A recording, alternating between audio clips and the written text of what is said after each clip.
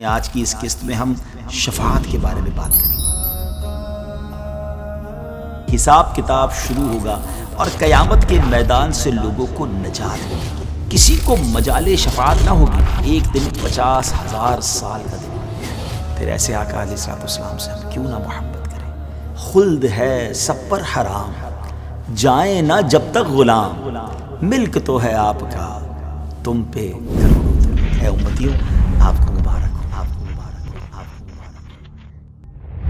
السلام علیکم ورحمۃ اللہ وبرکاتہ۔ ناظرین، ہماری ویب سیریز قیامت کے بعد آفٹر ججمنٹ ڈے میں ایک بار پھر آپ کو خوش آمدید کہتے ہیں، مرحبا کہتے ہیں۔ آج اس ویب سیریز کی 4تھ ایپیسوڈ ہے اور آج کی ایپیسوڈ میں، آج کی اس قسط میں ہم شفاعت کے بارے میں بات کریں گے۔ ناظرین، شفاعت کے لغوی معنی کیا ہے؟ وسیلے کے، طلب کرنے کے ہیں، جبکہ شرعی طور پر کسی کے لیے خیر یعنی بھلائی مانگنا یہ شفاعت کہلاتا ہے۔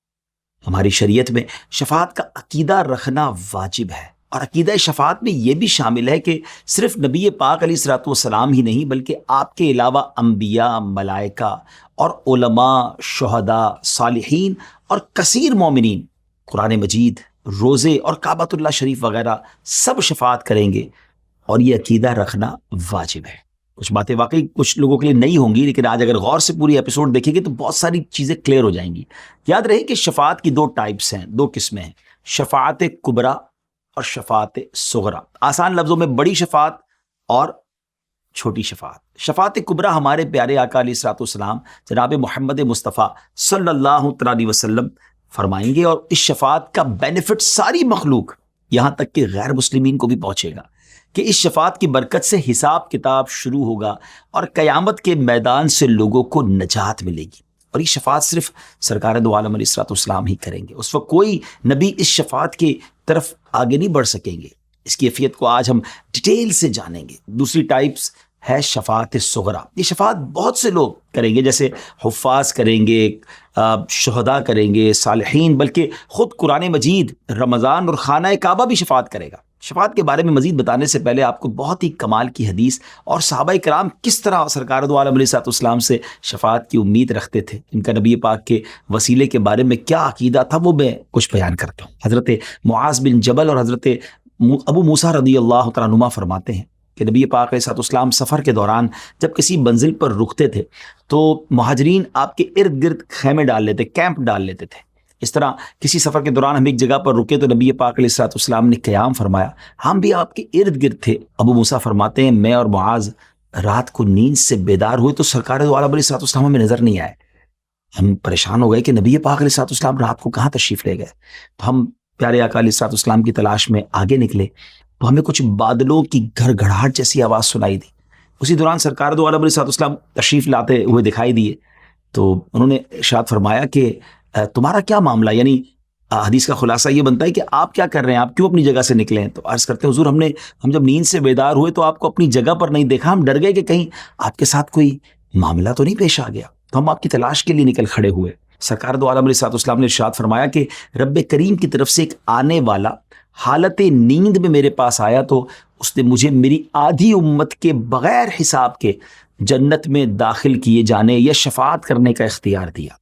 ناظرین ذرا غور کیجیے گا، انہیں رب عز و جل کی طرف سے یہ آپشن بھیجا گیا نبی پاک علیہ الصلوۃ والسلام کے پاس کہ یا تو آپ کی آدھی امت کو بخش دیا جائے یا آپ شفاعت لے لیجئے۔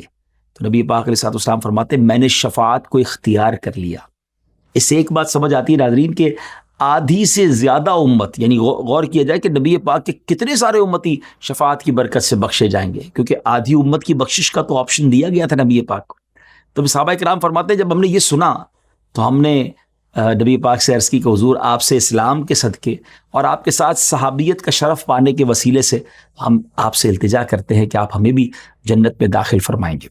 کہتے ہیں صحابہ کہ جب ہم نے یہ ریکویسٹ کرنا شروع کی تو اور بھی لوگ نبی پاک علیہ الصلوۃ والسلام کے گرد جمع ہو گئے اور سب یہ ریکویسٹ کرنے لگے اور یہ تعداد بڑھتی چلی گئی۔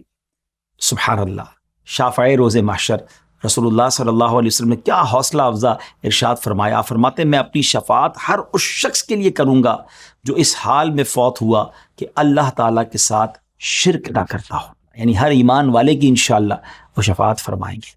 اچھا، یہ تو تھی بات کہ نبی پاک کو شفاعت کا منصب کیسے حاصل ہوا، اور پھر پیارے آقا علیہ الصلوۃ والسلام نے یہ منصب یعنی شفاعت کرنے کا اختیار رب کی عطا سے دیگر لوگوں کو بھی عطا فرمایا. جی ہاں، مثلاً حدیث مبارکہ ہے کہ جب مسلمان ماں باپ کے 3 نابالغ بچے فوت ہو جائیں تو اللہ تعالیٰ ان بچوں پر اپنی رحمت کے فضل کے سبب والدین کو جنت میں داخل فرمائے گا، یعنی جنت میں جانے کا یہ سبب بنیں گے بچے.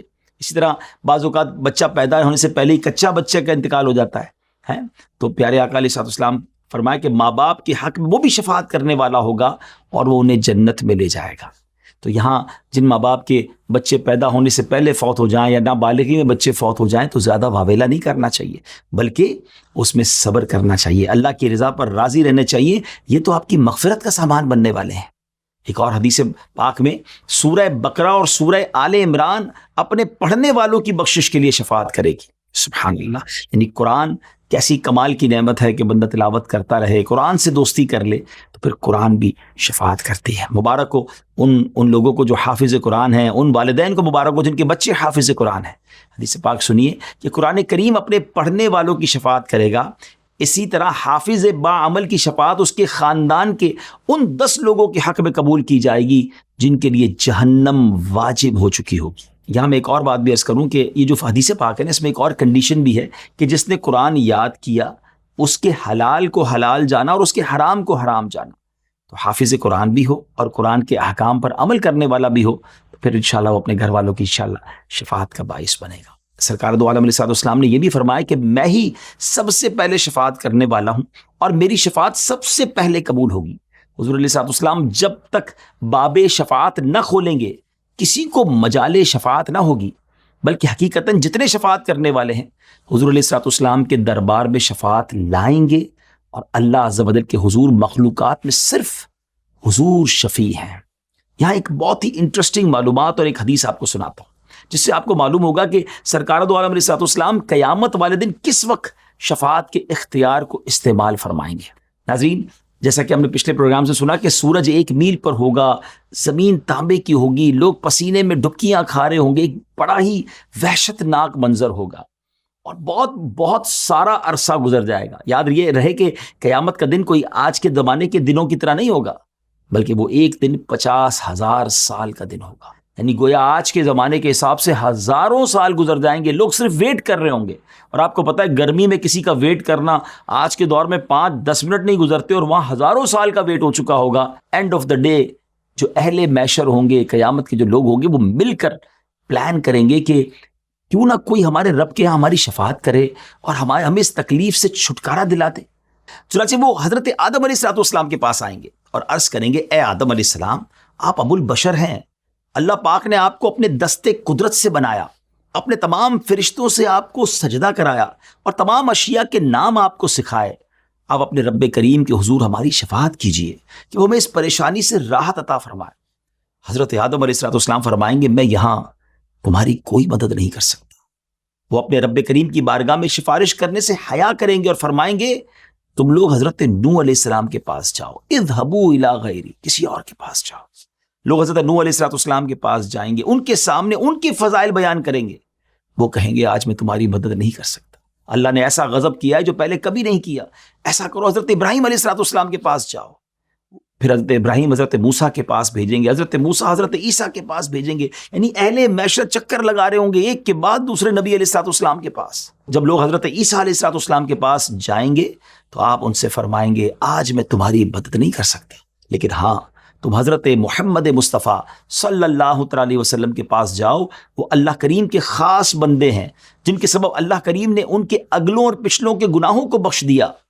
آپ صلی اللہ علیہ وسلم فرماتے، پھر لوگ میرے پاس حاضر ہوں گے تو میں مسلمانوں کی 2 قطاروں کے درمیان چلتا ہوا اجازت لینے کے لیے اپنے رب کریم کے حضور حاضر ہوں گا.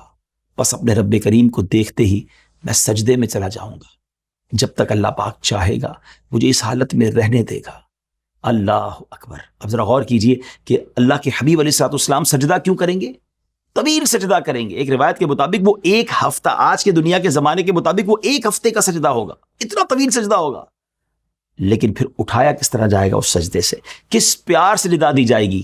ارشاد ہوگا، اے محمد اپنا سر اٹھائیے، کہیے آپ کی سنی جائے گی، شفاعت کیجئے، آپ کی شفاعت قبول کی جائے گی، مانگیے آپ کو عطا کیا جائے گا۔ محبوب و محب کا پیار دیکھیں، اللہ اپنے حبیب سے کس قدر محبت فرماتا ہے، اور نبی پاک اپنی امت سے کتنی محبت فرماتے ہیں کہ سجدے میں کیوں ہیں؟ ہم گناہ گاروں کے لیے۔ پھر آقا علیہ الصلوۃ والسلام فرماتے ہیں میں اپنا سر اٹھاؤں گا اور اللہ کریم کی وہ حمد کروں گا جو وہ مجھے سکھائے گا، پھر میں شفاعت کروں گا تو میرے لیے ایک حد بیان کر دی جائے گی، پس میں شفاعت کر کے لوگوں کو جنت میں داخل کروں گا۔ پیارے ویورز، یہ معاملہ 3 بار ہوگا۔ آپ علیہ الصلوۃ والسلام فرماتے پھر میں چوتھی بار شفاعت کے لیے اللہ پاک کی طرف رجوع کروں گا اور عرض کروں گا اے میرے رب، جس کو قرآن نے روک رکھا ہے اس کے سوا کوئی باقی نہیں رہا۔ پھر اسے بھی جہنم سے نکال لیا جائے گا جس نے لا الہ الا اللہ کہا ہوگا اور اس کے دل میں جو کے دانے کے برابر ہی بھلائی ہوگی۔ پھر اسے بھی نکال لیا جائے گا جس کے دل میں گیہوں کے ایک دانے کے برابر نیکی ہوگی اور اس نے لا الہ الا اللہ کہا ہوگا۔ پھر اس لا الہ الا اللہ کہنے والے کو بھی نکال لیا جائے گا جس کے دل میں ذرہ برابر بھی بھلائی ہوگی۔ اللہ اکبر! ذرا غور کیجئے میرے آقا کیسے شفیق ہے، کیسے مہربان ہے، تلاش کر کر کے اپنے امتیوں کی شفاعت فرمائیں گے، جہنم میں جانے والوں کو بھی جہنم سے نکال لائیں گے۔ پھر ایسے آقا علیہ الصلوۃ والسلام سے ہم کیوں نہ محبت کریں؟ کتنی ضرورت ہے ہمیں ان کی شفاعت کی، ان کو راضی کرنے والے ہمیں کام کرنے چاہیے۔ اب آگے چلتے ہیں۔ اس روایت میں ہم نے سنا کہ دیگر انبیاء کرام علیہ الصلوۃ والسلام فرمائیں گے کہ میں یہ نہیں کر سکتا، اس سے مراد یہ ہے کہ میرا مرتبہ اس شفاعت عظمیٰ سے کم ہے، اور حضرات انبیاء علیہ الصلوۃ والسلام یہ بات بطور عاجزی اور انکساری اور لوگوں کو اس شفاعت کی بڑائی سمجھانے کے لیے فرمائیں گے جس کے حقدار اللہ کے آخری نبی جناب رسول اللہ صلی اللہ تعالی وسلم ہے۔ یہی تو وہ مقام محمود ہے، یہی تو وہ عزت کا مقام ہوگا جو سرکار دو عالم علیہ الصلوۃ والسلام کو قیامت کے دن عطا کیا جائے گا۔ ناظرین، اس وقت کچھ لوگ ایسے بھی ہوں گے جنہیں آپ علیہ الصلوۃ والسلام کی شفاعت نصیب نہیں ہوگی۔ ذرا غور کیجئے وہ بد نصیب کیسا ہوگا۔ فرمایا وہ شخص جو شفاعت پر یقین نہیں رکھتا وہ شفاعت سے محروم رہے گا۔ ایک اور حدیث پاک میں ہے کہ صحابہ کا گستاخ، صحابہ کو برا بھلا کہنے والے کو بھی نبی پاک کی شفاعت سے حصہ نہیں ملے گا۔ اللہ ہمیں صحابہ اور اہل بیت کی سچی محبت بھی عطا فرمائے اور سرکار دو عالم علیہ الصلوۃ والسلام کی بھی سچی غلامی نصیب فرمائے۔ اب ہم نے شفاعت کی تو بات کی ہے، اب ایک اہم بات جس میں شفاعت کے مفہوم کو مزید سمجھنے میں ہمیں مدد ملے گی۔ علماء کرام نے شفاعت کو اس طرح بھی کیٹیگرائز کیا ہے کہ پہلی قسم شفاعت عظمیٰ ہے، یہ وہی شفاعت کبریٰ ہے جو سرکار دو عالم علیہ الصلوۃ والسلام فرمائیں گے۔ دوسری قسم کی شفاعت کسی خاص قوم یعنی گروپ کو بے حساب جنت میں داخل کروانے کے لیے ہوگی۔ بعض علماء کرام کے نزدیک یہ شفاعت بھی سرکار دو عالم علیہ الصلوۃ والسلام کے ساتھ ہی خاص ہے۔ تیسری قسم کی شفاعت ان لوگوں کے بارے میں ہوگی جن کی نیکیاں اور برائیاں برابر برابر ہو جائیں گی۔ اب شفاعت کی مدد سے وہ جنت میں داخل ہوں گے، یعنی انہیں گویا کچھ نیکیوں کی ضرورت ہوگی اور نبی پاک کی شفاعت ان کا کام بنا دے گی۔ چوتھی قسم کی شفاعت ان لوگوں کے لیے ہوگی جو کہ دوزخ کے حقدار ہو چکے ہوں گے، تو پیارے آقا علیہ الصلوۃ والسلام انہیں شفاعت فرما کر جنت میں لے آئیں گے۔ پانچویں قسم کی شفاعت مرتبے کی بلندی اور بزرگی کے اضافے کے لیے ہوگی۔ ایک اور شفاعت ہوگی چھٹی قسم کی، ان گناہگاروں کے بارے میں ہوگی جو کہ جہنم میں پہنچ چکے ہوں گے اور شفاعت کی وجہ سے نکل کر آئیں گے، اور اس طرح کی شفاعت دیگر انبیاء کرام علیہ الصلوۃ والسلام، فرشتے، علماء اور شہداء بھی فرمائیں گے۔ سیونتھ کیٹیگری کیا ہوگی کہ یہ شفاعت جو ہوگی جنت کا دروازہ کھولنے کے بارے میں ہوگی۔ جی ہاں، یہ بھی بڑی دلچسپ بات ہے کہ جب جنت میں جانے کی باری آئے گی نا تو جنت کا دروازہ بند ہوگا اور وہ دروازہ صرف جناب رسول اللہ صلی اللہ علیہ وسلم کھلوائیں گے۔ میرے آقا کی برکت سے ہی جنت کا دروازہ کھلے گا اور پھر جنت میں جانے کا سلسلہ ہوگا۔ مگر ہاں، ایک اور خوبصورت بات میں آپ کو بتاؤں، کیونکہ قیامت کے میدان میں تو بہت سارے انبیاء ہوں گے، ان کی امتیں ہوں گی نا، تو سرکار دو عالم علیہ الصلوۃ والسلام کی امت آئی تو سب سے آخر میں ہے، ہم آخری امت ہے نا، مگر آپ جانتے ہیں کہ سب سے پہلے جنت میں جانے والی جو امت ہوگی وہ سرکار علیہ الصلوۃ والسلام کی یہی امت ہوگی۔ اے امتیوں، آپ کو مبارک ہو۔ جب تک نبی پاک کے غلام جنت میں نہیں جائیں گے نا، پیارے آقا کی امت نہیں جائے گی، باقی کسی امت کو اجازت نہیں ملے گی۔ سیدی اعلیٰ حضرت کا خوبصورت شعر ہے نا، خلد ہے سب پر حرام، جائیں نہ جب تک غلام، ملک تو ہے آپ کا تم پہ کروڑوں درود۔ یہ کتنی آنر کی بات ہے۔ یقین کریں نبی پاک علیہ الصلوۃ والسلام کا امتی جو ہمارے رب نے ہمیں بنایا ہے نا، یہ بہت بڑا احسان ہے، اس پر ہمیں بار بار اللہ کا شکر ادا کرنا چاہیے۔ آٹھویں قسم کی شفاعت وہ ہوگی جو مدینہ منورہ والوں اور نبی پاک علیہ الصلوۃ والسلام کے روضہ انور کی زیارت کرنے والوں کے لیے خصوصی طور پر ہوگی۔ اے مدینے جانے والوں آپ کو مبارک ہو. نبی پاک فرماتے ہیں نا من زارا قبری وجبت لہو شفاعتی. سبحان اللہ، خوش نصیبوں کو یہ بھی شفاعت ملے گی. یہاں اپنی ویب سیریز قیامت کے بعد کے آج کے ایپیسوڈ کو ناظرین اس دعا کے ساتھ اب اینڈ کرتے ہیں کہ اللہ پاک ہمیں ہر ایسے عقیدے، ہر ایسے کام سے بچائے جو پیارے آقا علیہ الصلوۃ والسلام کی شفاعت سے محروم کرنے والی ہو.